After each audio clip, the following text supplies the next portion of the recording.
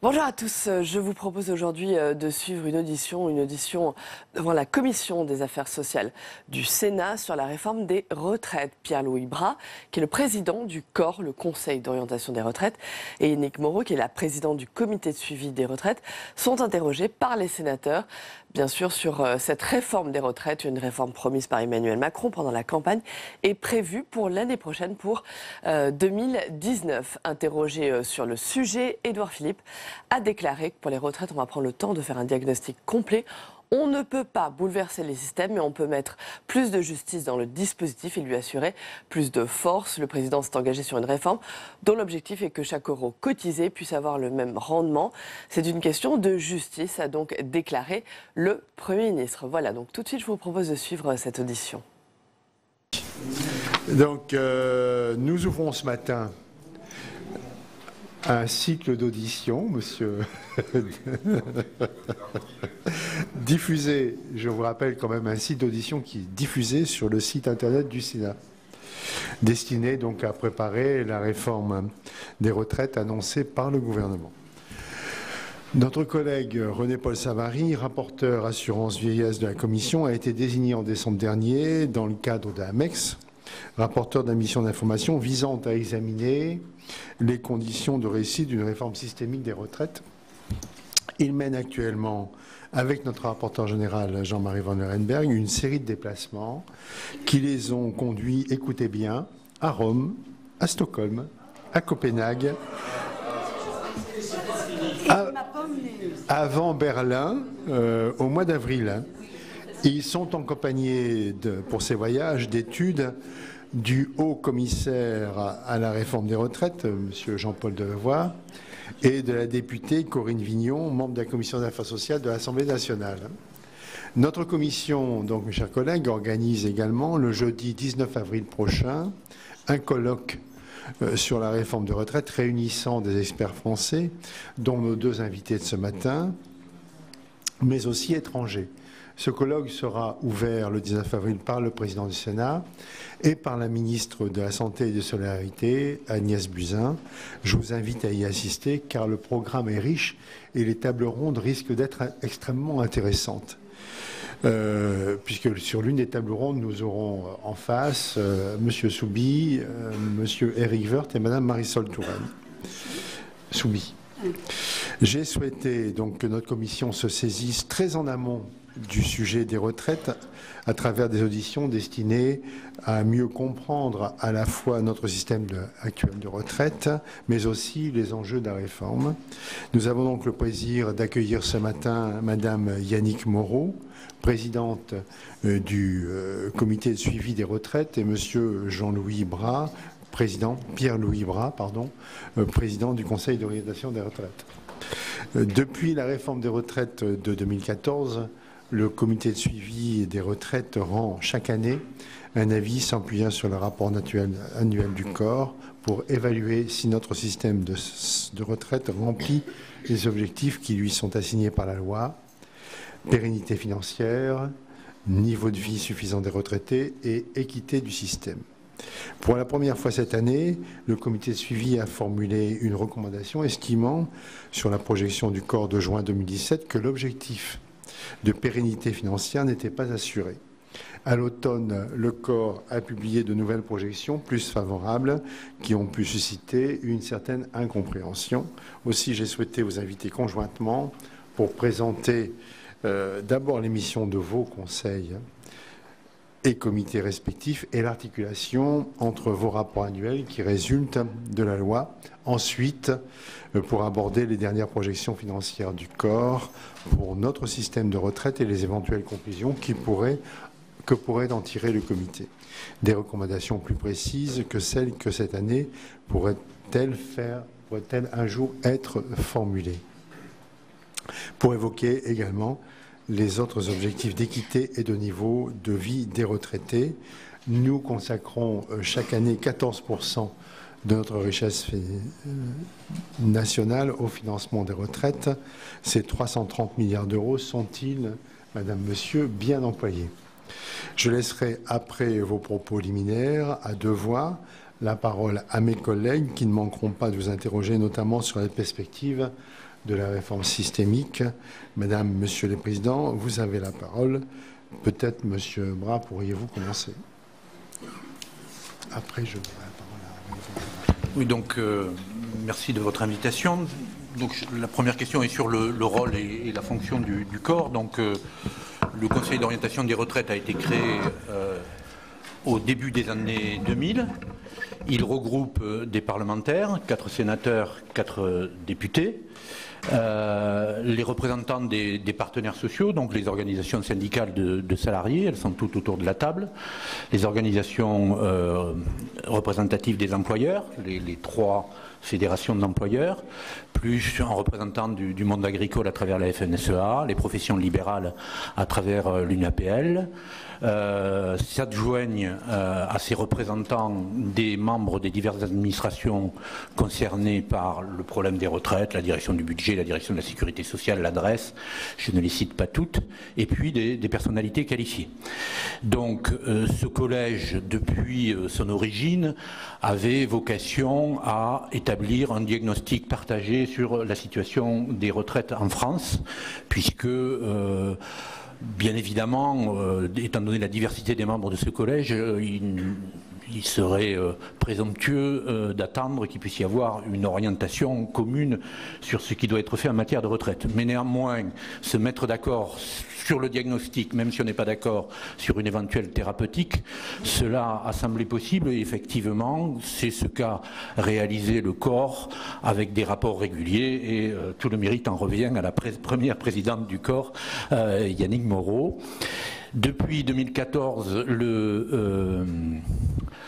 la loi a changé un peu le rôle du corps, puisque avant il faisait des rapports réguliers sur la situation du système de retraite, et depuis 2014, il doit établir un rapport annuel, et donc depuis 2014, tous les 15 juin, nous établissons un rapport qui essaie de faire le point sur notre système de retraite par rapport aux objectifs, un diagnostic, situation financière, respect de l'équité, niveau de vie décent des retraités. Et sur la base de ce rapport intervient le Conseil de suivi des retraites, le comité de suivi des retraites, et je passe la parole à Yannick Moreau. C'est rapide. Alors, je crois d'abord... Il faut que j'appuie sur un bouton. C'est là? Voilà. Bon. Je voudrais d'abord resituer peut-être la création du corps et du comité de suivi dans leur contexte historique. Pourquoi est-ce que le corps a été créé? Évidemment, j'en sais quelque chose. Je ne suis pour rien dans la création du corps. Ce n'est pas moi qui l'ai proposé. Je l'ai fait fonctionner, mais je ne suis pour rien dans sa création. Il faut simplement se souvenir, la réforme de 93, enfin on va faire très vite, 95, un blocage, et la reprise après le blocage des réformes, très difficile. Très très difficile. Jean-Michel Charpin est chargé de faire un rapport au commissariat du plan. Et ce qui s'est passé alors, tel que je l'ai compris, c'est que c'est allé assez vite. Vous direz 8 mois, c'est pas si vite que ça. D'abord, dès qu'on lançait des projections, c'était le pouvoir politique qui lançait la commande Charpin et les projections, donc c'est politisé dès le début. Et puis les syndicats reçoivent les documents peu de temps à l'avance, ils n'ont pas le temps de faire de go-between avec leur chef. Et à la fin, en 8 mois, un désaccord assez massif, ne serait-ce que sur les chiffres. Est-ce qu'il y a des besoins de financement ou pas? Il y a même 2 positions, celle du rapport Charpin, celle du rapport Delade. Bon. Donc il est difficile, on n'en est même pas à des chiffres communs. Et quand je dis cela, ce n'est pas du tout une critique de M. Charpin ou des membres. C'est simplement que la méthode des rapports successifs en 8 mois avait fait son chemin. Et le rapport en tire les conséquences et il dit qu'il faut qu'il y ait un organisme permanent qui fasse les projections, qui fasse notamment les projections et un diagnostic partagé, ce qui a notamment pour avantage que les projections ne sont pas lancées par le Premier ministre, puisqu'il y a des régimes dans plusieurs ministères, mais par la commission elle-même. C'est-à-dire qu'il y a une banalisation, si je puis dire, mais au très bon sens du terme, du travail de projection. Donc on peut dire que, à plusieurs égards, mais je ne vais pas revenir là-dessus, le corps a vraiment très bien rempli ce travail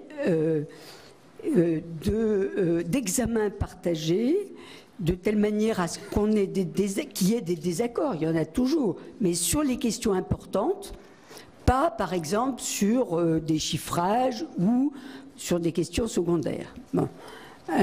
Donc d'une certaine manière, pourquoi le comité de suivi? Puisque c'est ce que je vous dis, et d'ailleurs quand le gouvernement m'a demandé de piloter une commission avant la réforme de 2014, j'étais très loin de penser proposer quelque chose. Pour moi, le corps, c'était très bien. C'est toujours très bien, d'ailleurs. Je le maintiens. Donc, je n'avais pas du tout cette idée-là. Nous avons fait à ce moment-là un travail non négligeable. Je vous rappelle quand même qu'on l'oublie toujours, mais il fallait faire 3 scénarios sur 8 milliards d'euros à court terme, c'est-à-dire 3 scénarios des horreurs. D'ailleurs, il y a eu beaucoup de presse à l'époque. Et puis un peu de perspective long terme. Et ce qui m'a frappé dans le premier entretien que j'ai eu, c'était avec Didier Blanchet, expert émérite depuis je ne sais pas combien d'années des retraites, c'est qu'il m'a montré ce que je n'avais pas réalisé avant, à quel point le système des retraites actuel était dépendant de la croissance. Bon, si vous voulez, je reviendrai sur cette notion parce qu'elle est très importante, mais je ne vais pas le faire d'emblée. Bon. Et la deuxième chose qui était tout à fait claire à ce moment-là, c'est que la loi de 2003 avait prévu, assez à juste titre, un rythme régulier de réforme, tous les 5 ans, on regardait s'il fallait changer quelque chose, mais le temps des politiques n'est pas forcément tous les 5 ans pour une réforme des retraites. Les politiques veulent faire une réforme des retraites quand ils veulent. Bon, c'est pas anormal. Quand je dis les politiques, c'est eux qui assument la décision, ils ont un ensemble, ils ne peuvent pas tout subordonner à la réforme des retraites. Donc après 2003, l'agenda du gouvernement n'a pas été de faire une grande réforme, mais il a été de faire la réforme des régimes spéciaux, dont on oublie à quel point elle a été importante. C'est une petite parenthèse, mais c'est quand même là que les régimes spéciaux ont accepté pour la première fois.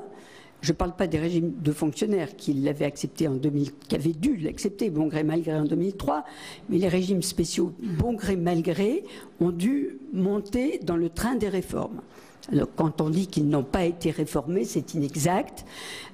On en a beaucoup moins parlé parce que c'était par décret, mais c'est tout à fait important. Bon, donc après il y a eu la réforme de 2010, tout ça n'était pas prévu, mais c'est la crise économique.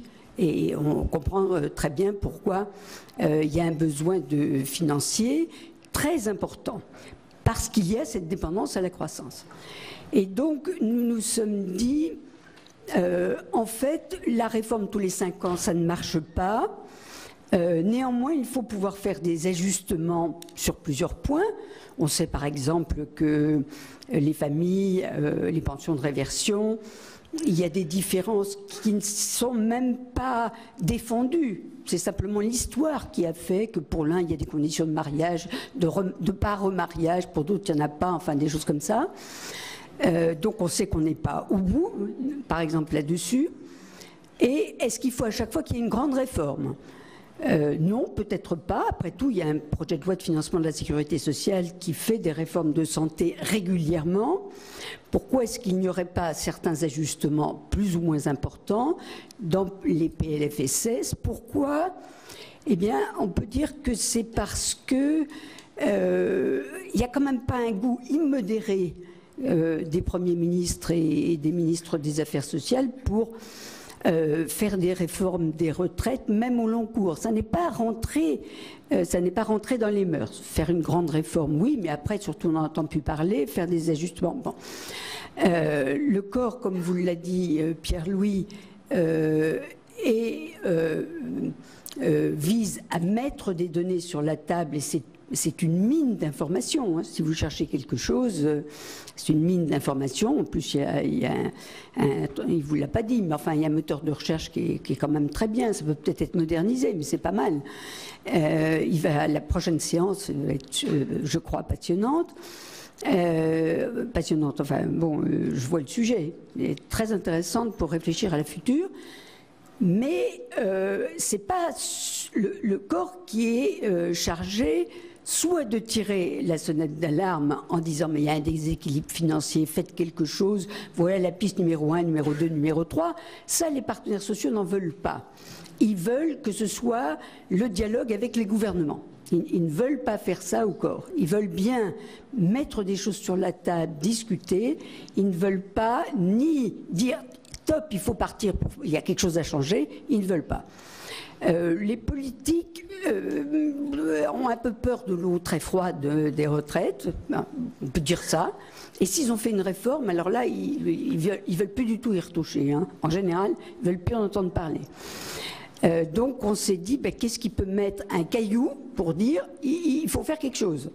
Il n'y a que des experts qui peuvent le faire, mais ils doivent rester à leur place. C'est ça le comité de suivi. Le rôle du comité de suivi, c'est au fond un peu un rôle d'alerte. Mais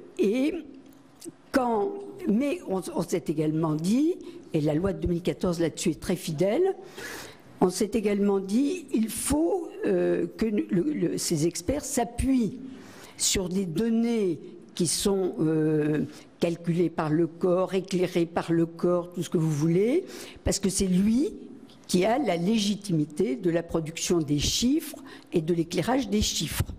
Donc il y a une étroite articulation qui est voulue comme telle, et là-dessus le rapport de la Commission a été suivi par la loi de 2014, d'où le rapport annuel du corps qui travaille selon les indications de la loi de 2014 sur des indicateurs qui sont choisis en fonction des objectifs fixés par la loi au système. Bon. Le texte sur le comité s'exprime de manière en quelque sorte binaire, c'est-à-dire que ou bien tout va bien sur les indicateurs qui ne sont pas que financiers, ils sont financiers, d'équité et de je ne sais plus quoi, mais enfin en tout cas ils sont financiers et d'équité entre les régimes et entre les générations et entre hommes et femmes, financiers et sociaux disons, hein. Où il y a quelque chose à faire rapidement, enfin dans un délai relativement rapide. Et à ce moment-là, le comité de suivi fait une recommandation, ce qui entraîne des obligations pour le gouvernement, ou bien il n'y a pas d'alerte. En gros, ça répond aux objectifs de la loi de 2014, pas au-delà, hein, mais de la loi de 2014, et le comité n'en fait pas. Bon. Pendant 4 années de suite, le comité a estimé, il y a quand même toujours, bien qu'on dise les indicateurs des deux côtés, et qu'on regarde, il y a quand même toujours cette préoccupation du déficit qui est en premier lieu, si je puis dire. Et pendant 4 années, il n'y a pas eu de nouveaux déficits préoccupants, si ce n'est dans les régimes de retraite complémentaires, mais les régimes de retraite complémentaires, les recommandations s'adressent au gouvernement, le pouvoir de recommandation s'adresse au gouvernement et pas au régime complémentaire. Donc nous avons pu signaler le problème, mais nous n'allions pas faire une recommandation au gouvernement. Donc nous avons signalé au régime complémentaire, signalé qu'il y avait un problème, mais nous n'avons pas fait de recommandation à ce sujet-là.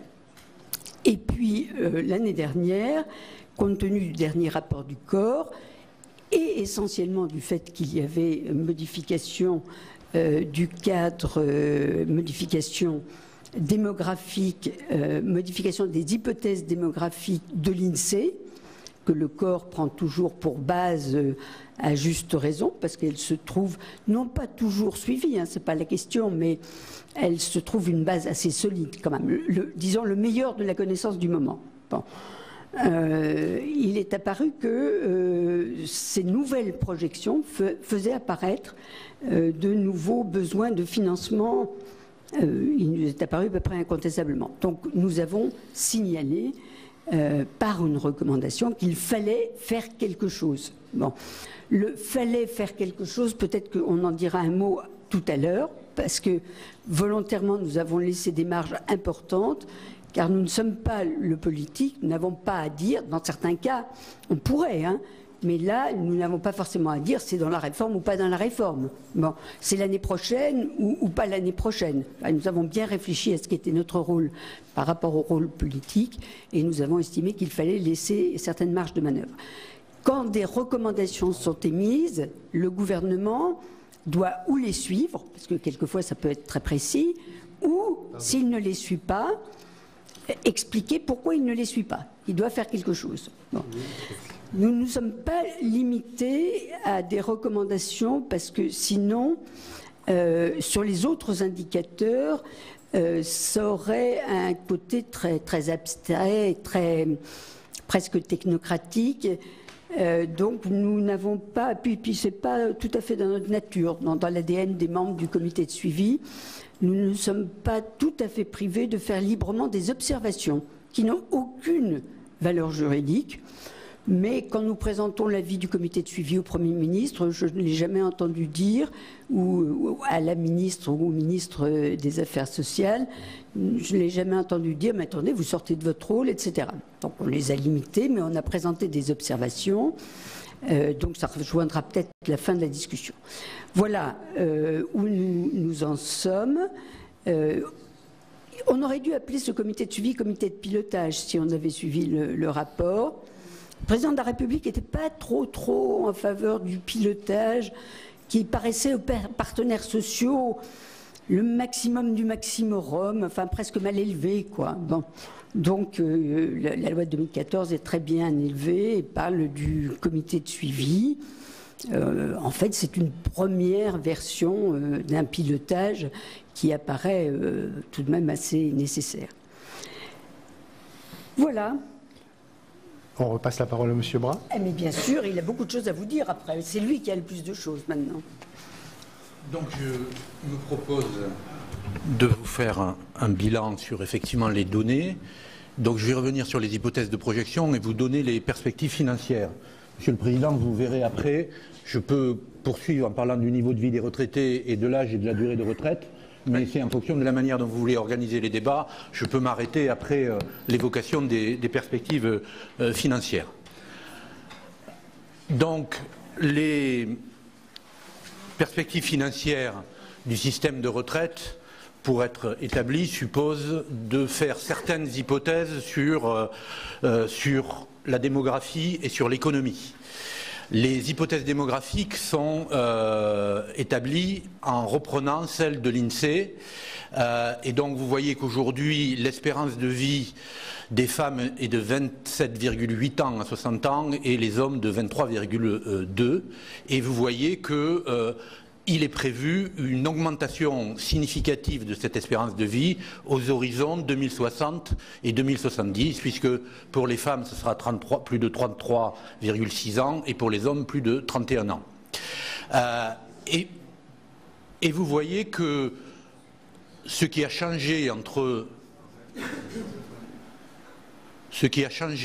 entre 2016 et 2017, c'est que l'INSEE a réajusté à la hausse l'espérance de vie.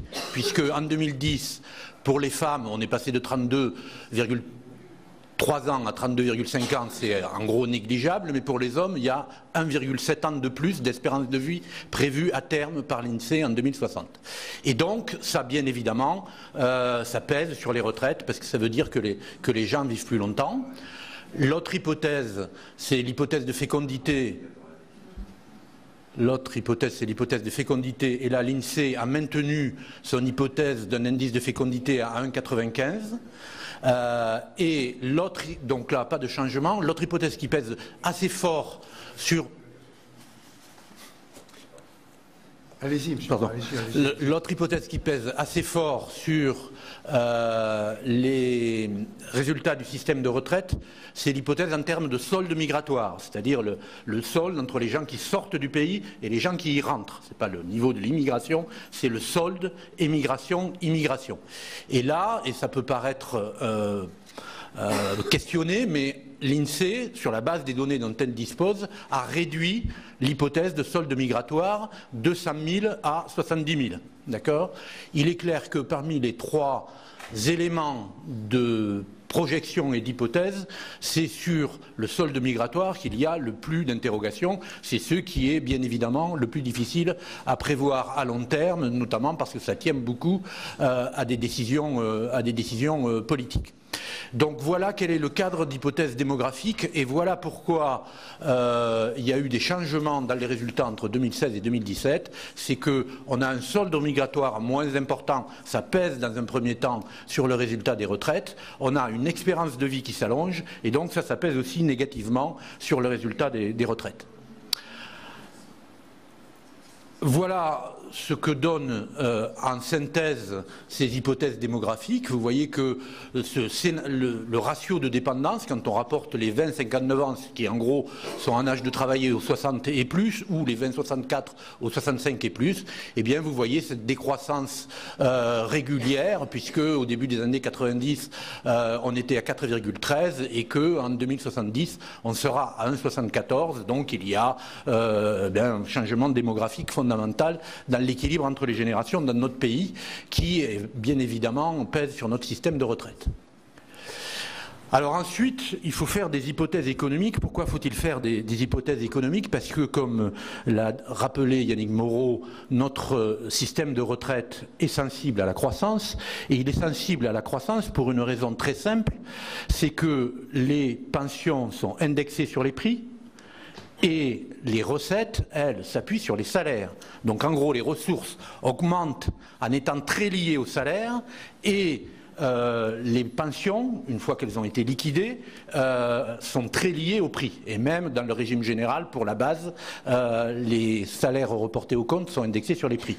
Et donc ce n'est pas que tout système de retraite est lié à la croissance. C'est parce que notre système de retraite est articulé autour d'une indexation sur les prix qu'il y a une influence aussi significative de la croissance sur ces résultats.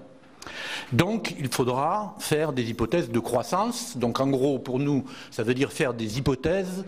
Alors des hypothèses de productivité horaire du travail. On considère que le temps de travail est stable, que le partage de la valeur ajoutée est stable, et donc en gros la productivité horaire du travail et l'évolution de la population en emploi nous donnent la croissance. Pour les années à venir, à court terme, nous reprenons les hypothèses du gouvernement, et là je vous ai mis quelles étaient les hypothèses du gouvernement en juin 2016 et quelles sont les hypothèses du gouvernement pour notre dernier rapport, pas celui de juin mais celui de novembre. Et donc vous voyez des évolutions sur la croissance du PIB effectif. Vous voyez que il y a... En 2015, c'est mieux. En 2017, c'est mieux. En 2015 et 2016, c'est un peu moins bien. En 2019, c'est un peu moins bien. Donc, au total, ça aide pas à assurer l'équilibre du système de retraite. Mais d'ores et déjà, nous savons que les hypothèses de novembre 2017 sont caduques, puisque les résultats de l'INSEE pour 2017, c'est pas 1,7, mais c'est 2. Donc, si on voulait tenir le rythme des actualisations de prévisions macroéconomiques de court terme, il faudrait faire un rapport du corps tous les 6 mois, parce qu'il y a le programme de stabilité, enfin bon. Voilà. Ce qui est très sensible, par contre, c'est que le PIB potentiel, vous le voyez sur le schéma en dessous, a été fortement réduit dans les prévisions. Le PIB potentiel, c'est en gros ce que serait le PIB s'il n'y avait pas des effets conjoncturels de cycle. D'accord ? Et donc là, il a beaucoup été réduit, ce qui veut dire que la croissance à venir va être réduite dans nos projections. D'accord ? Et donc ça tire vers le bas les résultats, le fait que la croissance du PIB potentiel ait été réévaluée par la Direction générale du Trésor. Ça, c'est pour le court terme. Pour le long terme, bien évidemment, le gouvernement ne fait pas d'hypothèses, et donc c'est le corps lui-même qui fait des hypothèses, et il fait des hypothèses sur la croissance annuelle de la productivité. Et ces hypothèses, elles seront utilisées à partir de 2032, après une période de raccordement avec le court terme. Et donc, on a 4 scénarios. Hein. La croissance annuelle de la productivité peut être de 1%, ou, à l'autre extrême, de 1,8%. En gros, on essaie d'embrasser le spectre du possible. Hein. Sur ce que sera demain la croissance annuelle de la productivité, vous avez des débats féroces entre les économistes, entre les techno-pessimistes, ceux qui vous disent « oui, on nous parle de révolution technologique, des nouvelles technologies de l'information et de la communication, de l'intelligence artificielle, mais moi, je ne vois rien dans les chiffres et la productivité n'augmentera pas ». Et vous avez des techno-optimistes qui vous disent « mais il va y avoir une vraie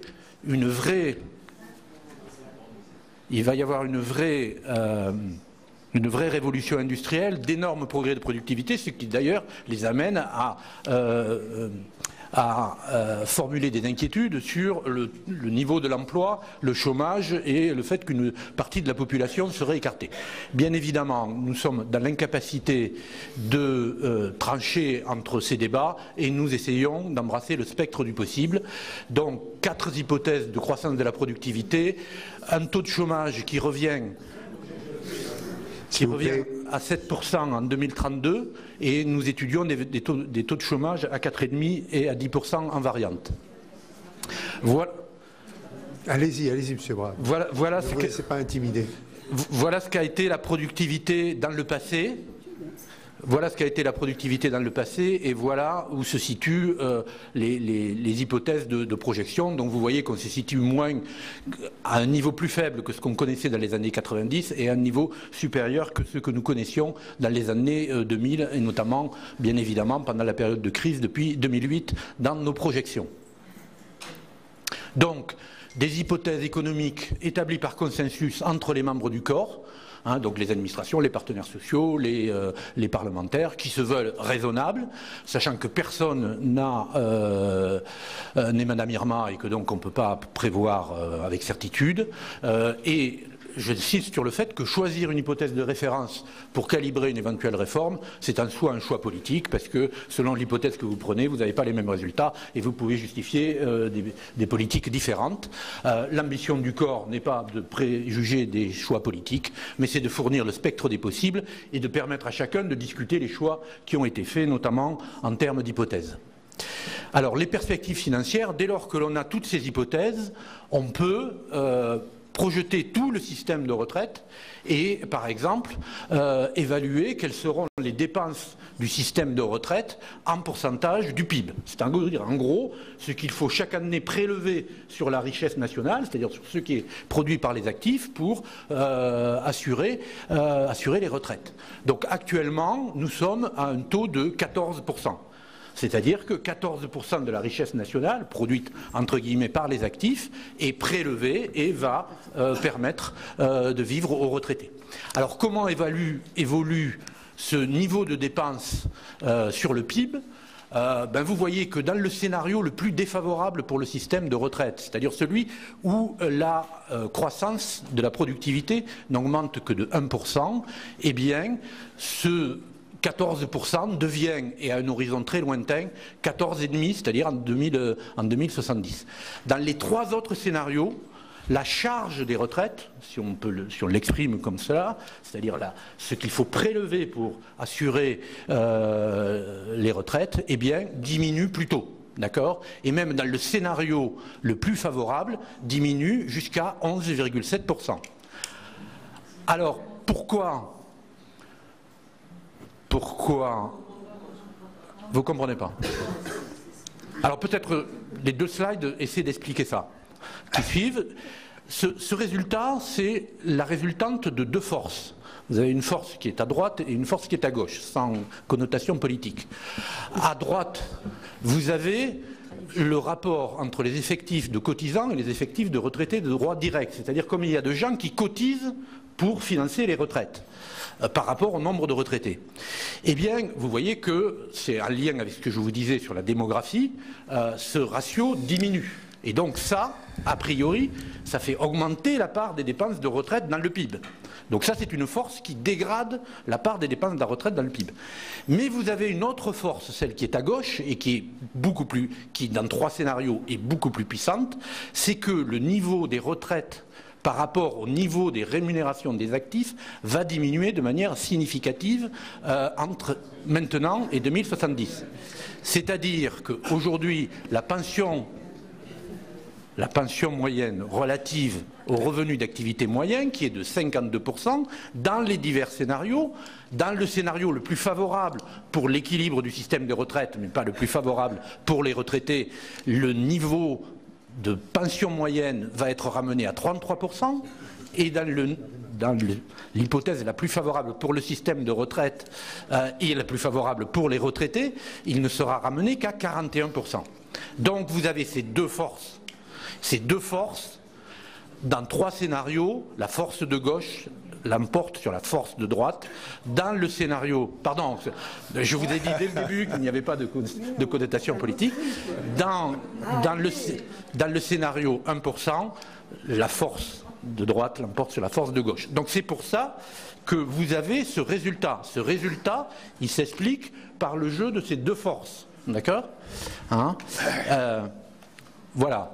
Et donc, en gros, les dépenses de retraite en pourcentage du PIB ne dérapent plus, parce que si je vous avais présenté ce même schéma au début des années 90, vous auriez vu les dépenses de retraite avoisiner les 20-24% du PIB. D'accord ?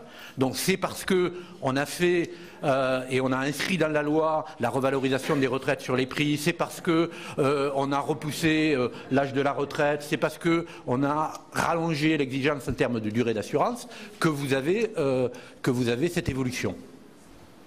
Donc ça, c'est un indicateur, les dépenses de retraite sur le PIB. Alors, pour arriver au solde et à l'équilibre, il ne s'agit pas simplement de connaître les dépenses, il faut aussi connaître les ressources. D'accord ? Et là, voilà comment vont, selon les projections du corps, évoluer les ressources du système de retraite. Et vous voyez qu'elles diminuent, les ressources du système de retraite. C'est-à-dire que quand on se projette, on va demander moins en prélèvement aux actifs. Alors, le premier paradoxe, c'est que lorsque nous projetons les ressources du système de retraite, nous les projetons à taux de cotisation constant. C'est-à-dire que nous prenons les taux de cotisation de l'année, la dernière année, ou même les taux de cotisation qui sont déjà votés. Donc, normalement, ça devrait être stable. D'accord ? Puisque les taux de cotisation... Le problème, c'est qu'il y a un effet structure qui est majeur. Actuellement, les taux de cotisation qui s'appliquent sur les rémunérations des fonctionnaires de l'État et, dans une moindre mesure, des fonctionnaires des collectivités territoriales et des fonctionnaires hospitaliers sont plus élevés que ceux qui s'appliquent sur le privé. Formellement, dans le secteur public, vous avez dans le CAS pension, pour équilibrer le système de la fonction publique, un taux de cotisation employeur fictif qui est à 78% pour les fonctionnaires de l'État et à 126% pour les fonctionnaires civils et à 126% pour les fonctionnaires militaires. Donc vous voyez bien que si la structure de la population active se modifie, eh bien comme il y a moins de gens qui payent beaucoup, au sens cotisation salariée et cotisation, voilà, ce que l'on prélève diminue. Et effectivement, en projection, la part de l'assiette fonction publique dans la masse des rémunérations totales, pas dans la masse salariale, mais dans la masse des rémunérations totales, diminue fortement. Et diminue fortement en début de période. Pourquoi diminue-t-elle fortement en début de période ? Parce que, alors tout ça, ce sont des hypothèses qui nous sont fournies par la direction du budget, et la direction du budget inscrit dans les hypothèses sur la masse salariale de la fonction publique l'engagement gouvernemental de moins 120 000 agents publics et inscrit dans ces hypothèses des évolutions des salaires par tête dans la fonction publique, des traitements par tête, hein, puisque dans la fonction publique on parle pour les retraites des traitements, l'évolution des traitements inférieure à celle des salaires des salariés du privé. D'accord? Donc vous voyez cette chute assez significative de la part de l'assiette fonction publique dans la masse salariale, chute qui intervient plutôt en début de période, et en gros ça vous explique pourquoi le taux de prélèvement diminue assez fortement et, dans la période qui vient.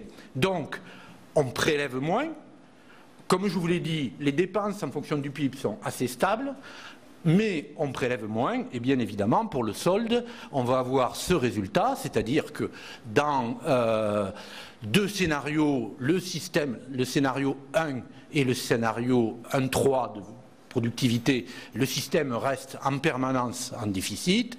Dans le scénario 1.8, il revient à l'équilibre autour des années 2035 et dans le scénario 1.5 autour des années 2045. Donc vous voyez que ce résultat sur le solde financier du système de retraite, c'est la conjonction de ce qui se passe sur les dépenses et sur les ressources, et que ce qui se passe sur les ressources est très lié aux hypothèses que l'on fait sur quelle sera demain la masse salariale de la fonction publique. Donc il y a quelque chose de très conventionnel dans cette question des ressources.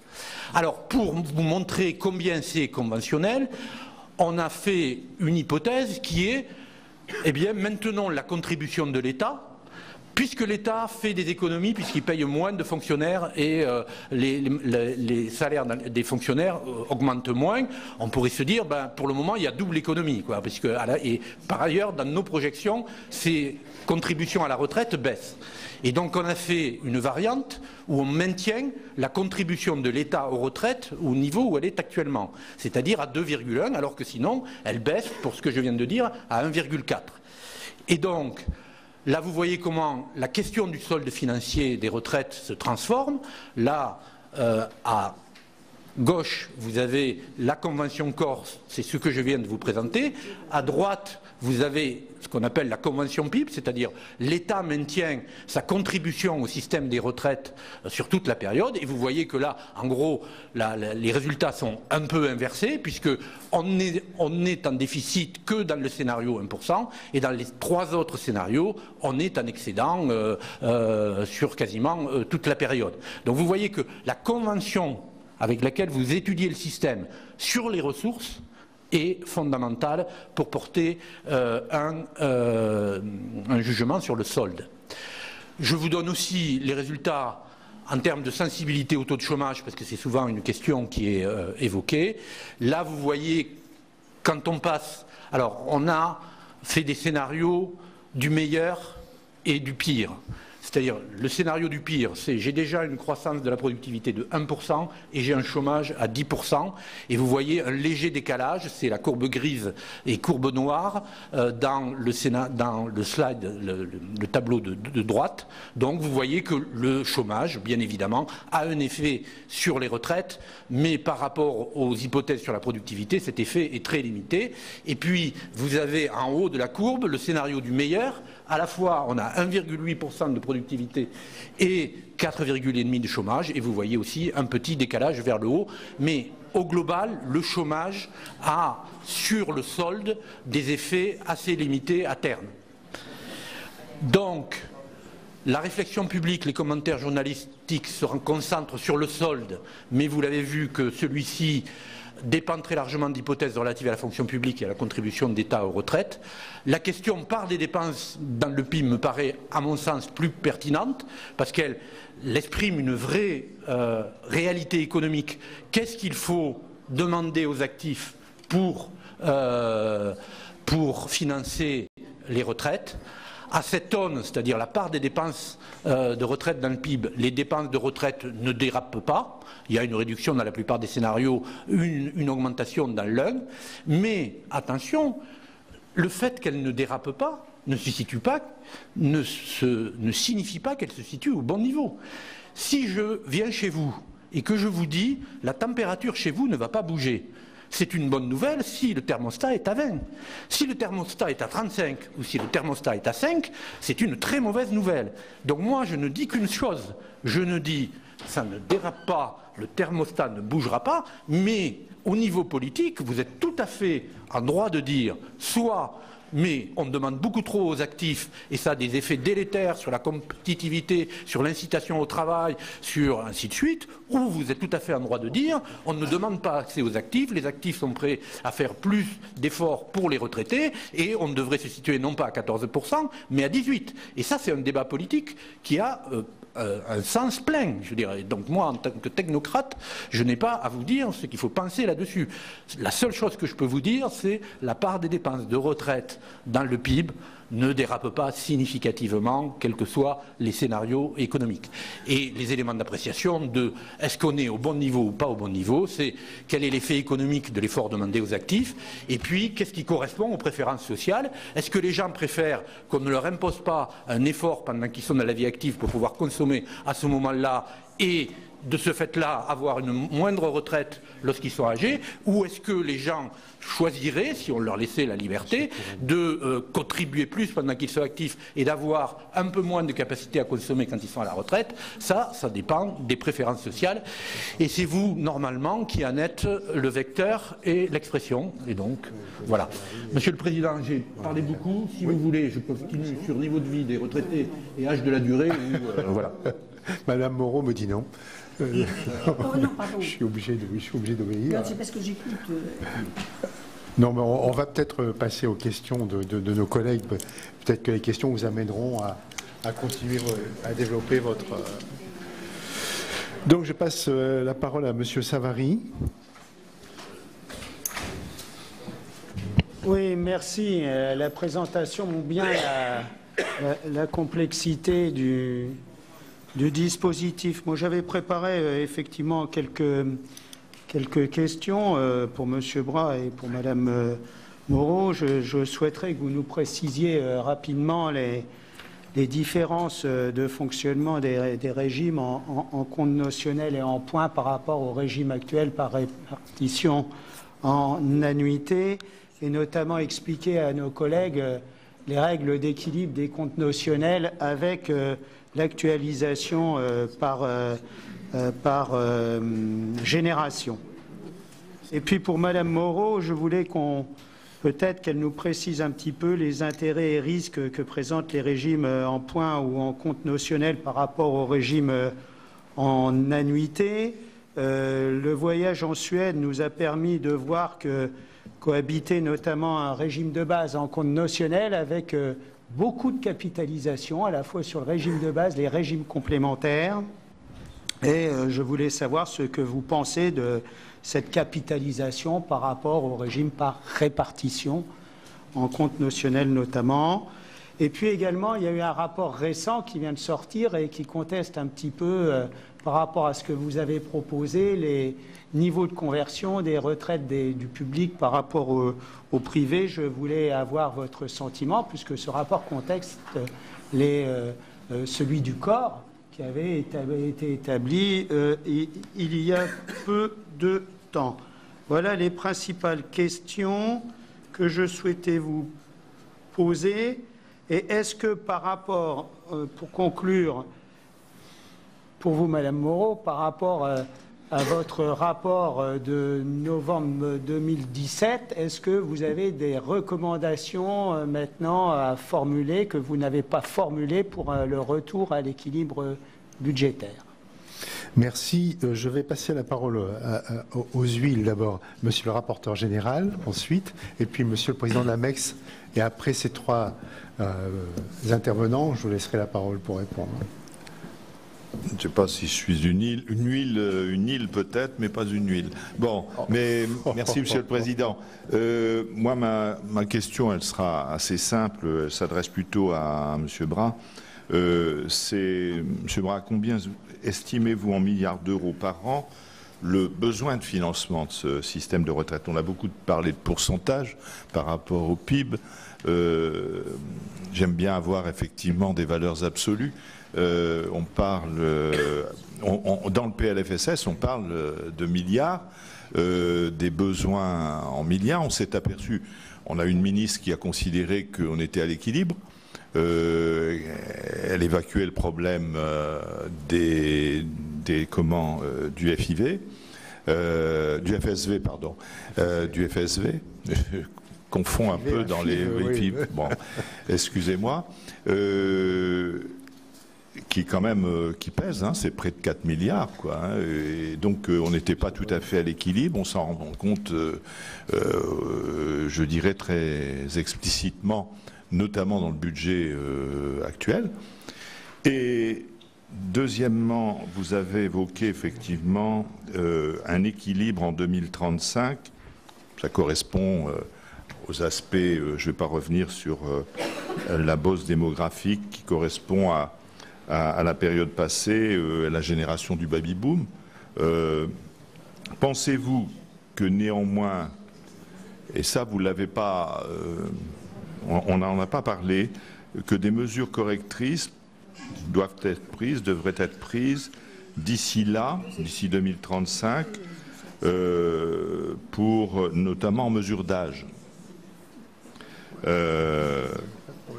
La conjoncture économique a été fortement évoquée. Je ne reviendrai pas là-dessus.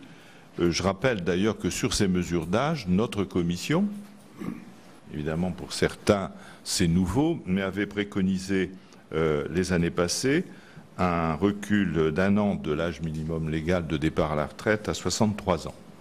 Voilà, donc ça porte essentiellement sur cette question de correction.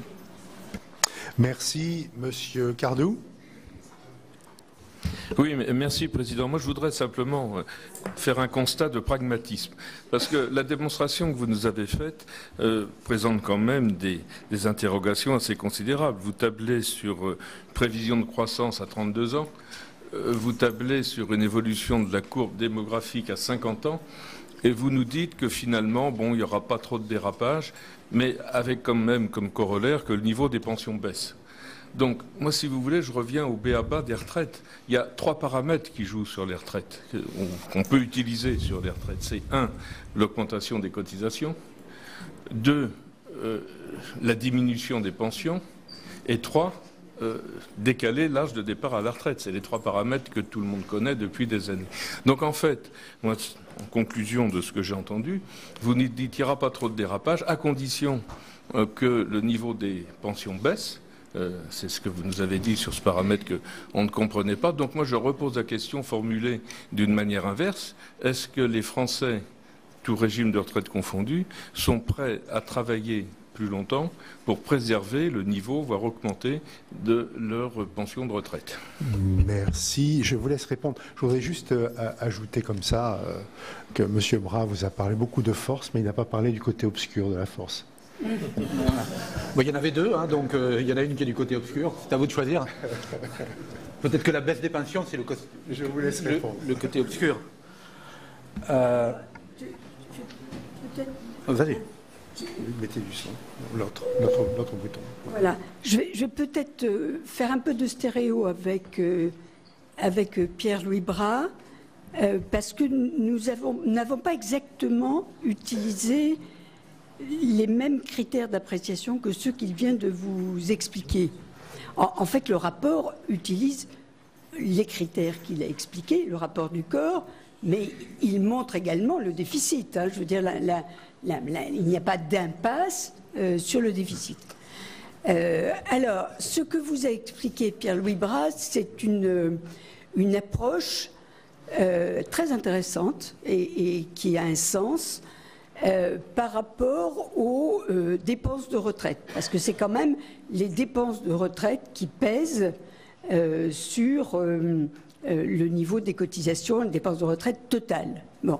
Et il a montré à quel point ce qui est déterminant dans le système actuel, c'est la politique de l'État est très déterminante. C'est-à-dire que si vous enlevez 1 million de fonctionnaires en France, vous faites des économies budgétaires très importantes, mais vous mettez les régimes de retraite avec les conventions actuelles en faillite. Bon. Donc, au total, l'État fait des économies, mais le régime de retraite va très mal. Donc il a dit, écoutez, ça il faut regarder à effort de l'État constant. Tout ça est parfaitement logique. Ce qui nous est apparu à nous, comité de suivi, c'est que c'était une réflexion assez élaborée et que jusqu'ici, on avait plutôt raisonné, comme certains le font, un peu de manière moins sophistiquée, avec les dépenses et les recettes et est-ce qu'il y a un besoin de financement. Bon. Et on s'est dit, ça n'est pas l'année où il y a un changement assez important entre les projections d'une année et les projections de l'année précédente, puisque les projections de l'année précédente étaient en équilibre, et les projections de cette année-là faisaient apparaître des déficits. On ne peut pas faire la pédagogie d'un nouvel indicateur cette année-là. Bon, en tout cas, nous, dans notre avis, nous n'avons pas estimé que c'était possible, et nous sommes restés sur le critère classique du déficit. Et c'est pour ça que nous avons fait une recommandation disant au gouvernement il faut faire quelque chose. Le faire quelque chose pourrait très bien être ce que vous a dit Pierre-Louis. Je maintiens un taux de contribution de l'État qui est le même, donc j'augmente les dépenses du budget. Je vois tout de suite que la direction du budget va certainement être d'accord avec le président du corps et se précipiter pour augmenter sa participation par rapport à sa participation habituelle. Comme elle a des logiques en matière de pension de retraite des fonctionnaires qui sont assez purement financières à court... Enfin non, bon, qui sont... Voilà, donc nous avons fait des recommandations parce que la manière de raisonner habituellement conduit à faire des recommandations. Nous ne sommes pas rentrés dans la discussion sur les deux approches, qui est une discussion que j'estime tout à fait intéressante, mais nous avons voulu nous tenir à des critères classiques. Mais la portée de ce qui vient vous être dit va ouvrir sur d'autres questions qui sont en quelque sorte le caractère assez arbitraire du système de retraite français, arbitraire en ce sens que pour un morceau essentiel qui est la fonction publique de l'État et les fonctions publiques, la politique salariale de la fonction publique sur l'indice de la fonction publique, je revalorise pas, où la politique de recrutement ou de baisse des fonctionnaires a des effets sur les retraites qui sont presque démesurés. Hein, parce que vous recrutez moins, vous avez moins, et par ailleurs, si vous n'augmentez pas les salaires pendant beaucoup d'années, les salaires, les primes c'est autre chose. Si vous n'augmentez pas les salaires mais que vous augmentez les primes, vous baissez sensiblement les ressources du système de retraite. Non. Ça fait déjà un petit moment que personnellement, par exemple dans l'avis de la Commission pour l'avenir des retraites, nous avons dit que tout ça ne tient pas. Je veux dire, cette affaire pension et prime ne tient pas. Ça fausse les choses, ça fausse tout. Bon, ça fausse la lisibilité, ça fausse le sentiment d'équité, ça fausse énormément de choses. Bon. Et progressivement, on se rend compte que le problème des fonctionnaires n'est pas tellement un problème d'équité entre privé et public, mais autant entre fonctionnaires, parce que selon la part des primes, etc. Bon. Donc, sur le fait qu'on puisse rééquilibrer en modifiant la contribution de l'État, c'est faire quelque chose, ça. Donc, au sens de l'avis du comité de suivi, il y a bien une recommandation, c'est-à-dire que l'État doit faire quelque chose. Alors, la recommandation, elle n'a pas été volontairement de faire avant ou après la réforme, parce que franchement, c'est quand même extrêmement politique, le gouvernement doit choisir. Elle n'a pas été de le faire la première année, la deuxième année ou la troisième année, parce que les problèmes des dépenses de court terme n'est pas celui-là. Elle n'a pas été non plus, vous augmentez l'âge, vous faites ceci, parce que tout ça est assez politique, mais vous faites quelque chose. Voilà, je crois que la manière dont Pierre-Louis Bras vous a présenté ce deuxième indicateur, au fond, débouche un peu sur des caractères un peu obsolètes, un peu, en tout cas, très difficiles à piloter. Ça, nous en sommes, je crois, en tout cas, nous, comité de suivi, nous en sommes totalement convaincus. Le pilotage du régime de retraite tel qu'il est aujourd'hui, avec des régimes en annuité, des régimes en points, et la fonction publique qui est on ne sait pas trop quoi, parce que, bon, je ne dis pas sur les fonctionnaires. Enfin, c'est un régime qui a été construit il y a très longtemps, et il est impilotable. D'ailleurs, il est fait pour être piloté par la direction du budget toute seule. Bon. Donc, c'est impilotable. Ce régime-là ne peut pas obéir à une logique de pilotage facile. Voilà ce que je voulais dire, qui répond. Donc, il y a bien pour nous matière à recommandation. Ça peut être le taux de contribution de l'État ou autre chose. Et c'est probablement pas le plus probable. Mais ça illustre, la manière de Pierre-Louis illustre le côté assez particulier de l'équilibre du système de retraite. Oui, vous ne voyez dans mes analyses aucune préconisation. C'est simplement faire des constats et permettre à tout le monde de réfléchir. Donc, et ça me permet de répondre à M. Cardou, je suis entièrement d'accord. Quand je vous ai dit les retraites, le niveau relatif des retraites baisse, j'ai fait un constat. Je n'ai pas dit c'est bien, c'est pas bien.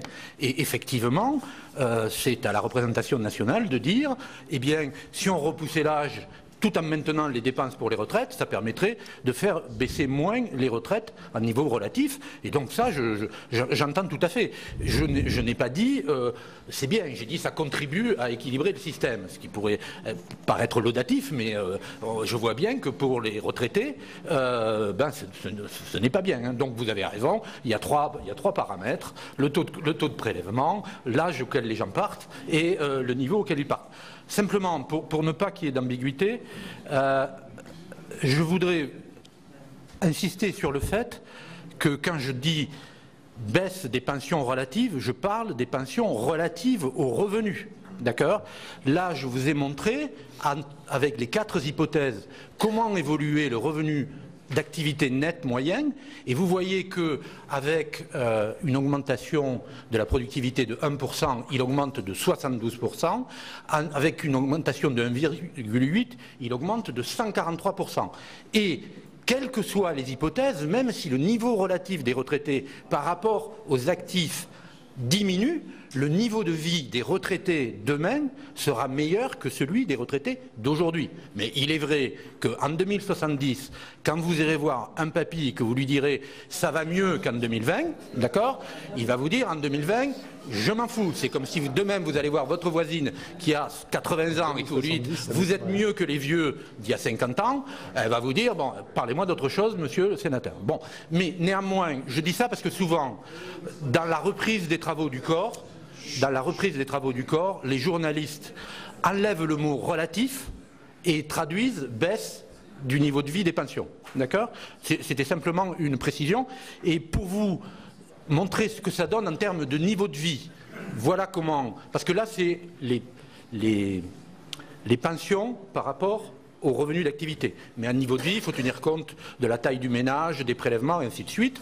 Et donc aujourd'hui, les retraités par rapport à l'ensemble de la population, ils se situent à 106% et ils diminueront dans les diverses hypothèses, si on ne change rien, entre 82 et 94%. En gros, ça nous ramènera au niveau où on était au milieu des années 80 dans l'équilibre retraité actif. Hein, puisque là, vous avez quel était le niveau de vie relatif des retraités et des actifs dans les années 80, et vous voyez qu'on était dans cette tranche-là, entre 80 et 90%, et c'est depuis le milieu des années 90 qu'on est passé à une parité et même à un niveau de vie des retraités qui est supérieur à celui de l'ensemble de la population. Voilà, c'était pour éclairer ces questions de niveau de vie. D'accord avec vous, M. Cardou, moi je suis que l'expert comptable du système, je ne suis pas celui qui gère l'entreprise. Voilà. Pour répondre à M. Vermelin en termes de montant. Oui, mais c'est pas grave, excusez-moi. Excusez-moi. Donc, en gros, le PIB, c'est 2200 milliards. 0,1% du PIB aujourd'hui, c'est 2,2 milliards. On dépense pour les retraites 14% du PIB, on prélève 13,8% du PIB, 0,2 de déficit, 0,2 multiplié par 2,2, ça fait 4,4 milliards de déficit aujourd'hui. D'accord ? Pourquoi est-ce que je parle en 2070 en termes de pourcentage du PIB? C'est parce qu'en 2070, dans toutes les hypothèses, le PIB, je vous l'avais montré au début, il est multiplié par au moins 1,9 et dans l'hypothèse la plus favorable par 2,7. Donc si je vous donne des milliards en 2070, il faudrait en permanence les diviser par 3 pour que ça ait du sens par rapport à 2016. Parce qu'on sera, si tout se passe bien, on sera 3 fois plus riche, enfin 2 fois et demi plus riche ou 2 fois plus riche en 2070. Donc c'est pour ça que l'on préfère parler en pourcentage du PIB plutôt que en termes de milliards dès lors qu'on est transporté dans le long terme. Voilà. Et c'est notre convention dans laquelle on essaie de réfléchir. Pardon ? Pardon de vous interrompre, mais dans le court terme, c'est-à-dire jusqu'en 2020, quoi. Est-ce qu'il y a de ce fait des besoins de correction? Est-ce qu'ils se portent uniquement sur les dépenses?